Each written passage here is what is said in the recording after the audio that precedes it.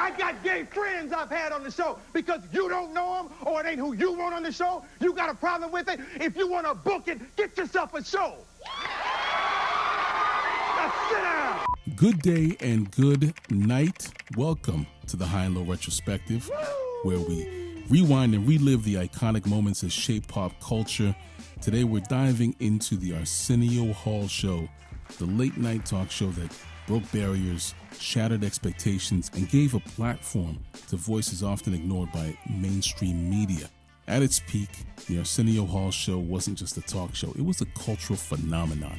Arsenio Hall didn't just bring something different to late night, he brought something necessary. From electrifying performances to headline-making interviews, Arsenio redefined the format and made late-night television feel like a vibe. But how did it all begin? And why did a show so beloved by millions come to an end? Let's hit rewind and explore the journey of Arsenio Hall and his groundbreaking show.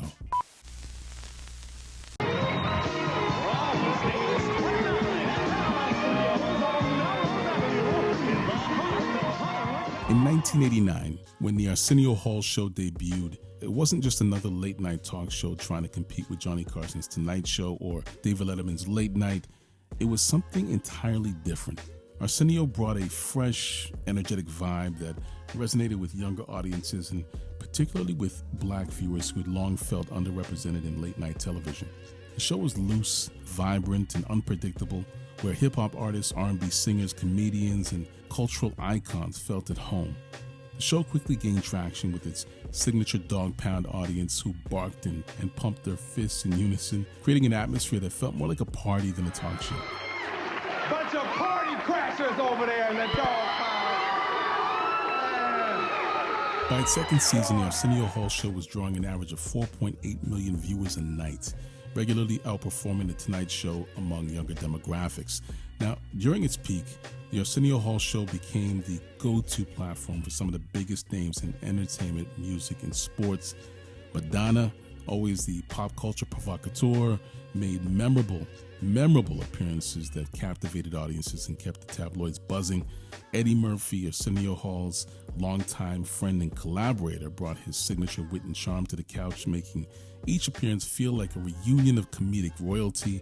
Halle Berry, then an up-and-coming actress, graced the stage and gave fans a glimpse of her star power before she ascended to Hollywood superstardom. The show was also a pivotal stage for legendary musicians. Prince delivered electrifying performances that showcased his genius, while Whitney Houston's powerful vocals left an indelible mark on the audience. Hip-hop legends like Biggie Smalls, Tupac Shakur, and Snoop Dogg appeared, reflecting the growing influence of hip-hop on mainstream culture. More on that later. All right, you guys, what's next? Athletes and public figures also found a welcoming space on the Arsenio Hall Show. Michael Jordan, at his peak as the best basketball player on the planet, sat down with Arsenio to discuss life on and off the court. Mike Tyson, another larger-than-life sports figure, brought his magnetic and unpredictable presence to the show, creating moments that were both humorous and intense. And these are just a few of the names of the many. All of Arsenio's iconic guests not only drew massive ratings, but also cemented the show as the place where culture, music, and entertainment collided in the most electrifying way. Any Al Jarreau fans? Yeah. I love it. Al Jarreau, it's funny to watch him because, you know, like most singers, he's singing his... And then he says, everybody. Long before Arsenio became a household name, he was hustling on a comedy circuit in Cleveland, Ohio, where he honed his craft as a stand-up comic. His big break came through his close friendship with Eddie Murphy, who recognized Arsenio's talent and brought him into his orbit. Arsenio made memorable appearances in Eddie Murphy's Coming to America in 1988, where he played multiple hilarious characters, and Harlem Nights in 1989, further solidifying his comedic prowess. You made me shoot one of my boys in the back of the head. Their friendship was more than just professional. Eddie Murphy believed in Arsenio's potential and was instrumental in opening doors for him in Hollywood. Through these collaborations and his growing presence in the entertainment industry, Arsenio caught the attention of producers, leading to guest hosting gigs on The Late Show in 1987 after Joan Rivers' departure, which is just a polite way of saying she was fired. And now, Arsenio Hall!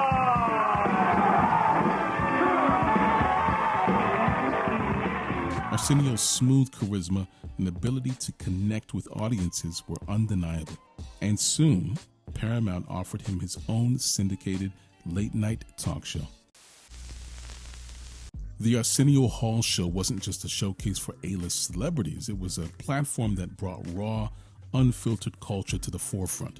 One of the most iconic moments came in 1992 when Bill Clinton appeared on the show and played the saxophone, solidifying his connection with younger, more diverse voters and helping to reshape how politicians engage with pop culture. Another landmark moment occurred when Magic Johnson sat down with Arsenio in 1991 to discuss his HIV diagnosis, breaking down misconceptions about the virus and giving the issue a human face. Arsenio wasn't afraid to push boundaries, whether it was through the guests he invited or the conversations he facilitated. In 1994, an audience member confronted Arsenio during a live taping, asking why he didn't feature more openly gay guests on the show.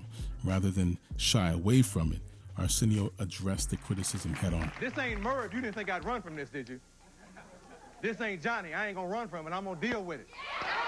Passionately defending his inclusivity and pointing out that many of his guests, including Elton John, had been a part of the LGBTQ plus community. But I know Elton John, he's been here and he's rocked the house. Okay?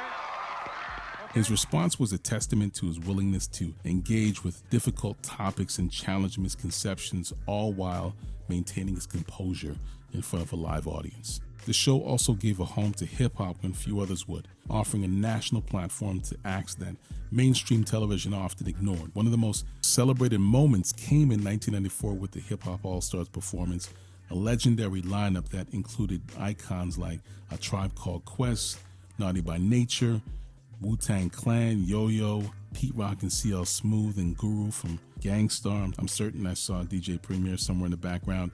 The energy was electric, and this performance not only celebrated the vibrancy of hip-hop culture, but also underscored Arsenio's role in legitimizing the genre in the eyes of mainstream America. By the mid-90s, the media landscape was changing. With Jay Leno taking over The Tonight Show and David Letterman moving over to CBS, the competition intensified. The Arsenio Hall Show began to lose its ratings momentum, but it wasn't just competition that led to the show's decline. Many attribute its cancellation to a combination of factors, including the shifting tastes of audiences and a decline in buzzworthy moments. Additionally, Arsenio's decision to book controversial guests such as Louis Farrakhan led to advertiser backlash, which hurt the show's financial standing. On May 27, 1994, the Arsenio Hall Show aired its final episode. The cultural impact of the show was undeniable, but late-night television had once again returned to a more traditional formula.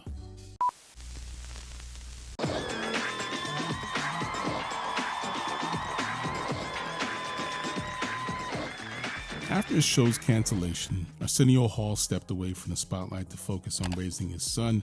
For years, he stayed out of the public eye, occasionally making appearances and taking on smaller roles. But in 2012, nearly 2 decades after the original show ended, Arsenio made a triumphant return to television with a reboot of the Arsenio Hall Show.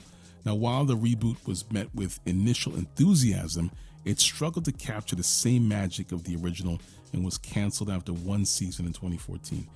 In the years since, Arsenio has continued to work in entertainment, making guest appearances, hosting gigs, and reconnecting with fans.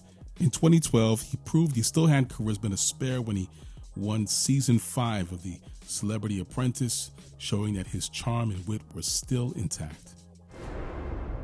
We are going back to America. Oh, hell no, Your Majesty. In 2021, Arsenio revived one of his early signature movie roles when he appeared alongside his longtime friend Eddie Murphy in Coming to America, the sequel to the original Coming to America, in which he plays Semi, the best friend and personal aide to Eddie Murphy's Prince Akeem of Zamunda.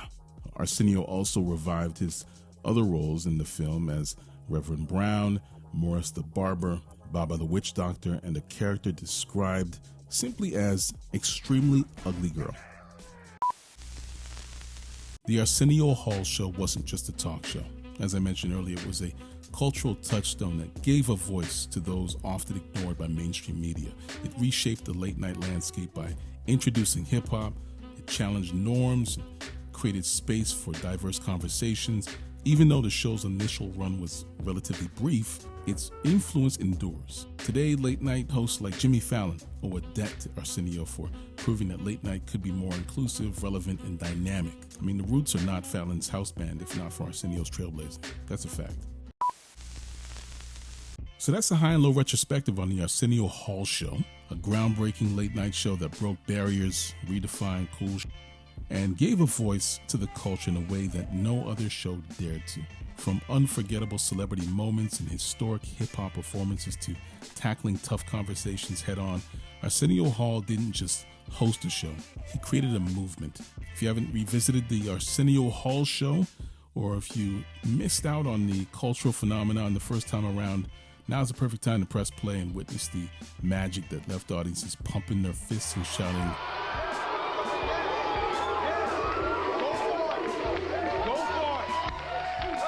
and thank you for subscribing, liking, sharing, and hey, join us again for more deep dives into shows, movies, music that define generations. Until next time, stay curious, stay nostalgic, and remember. You tell them. Well, they're not joining me, they're joining you.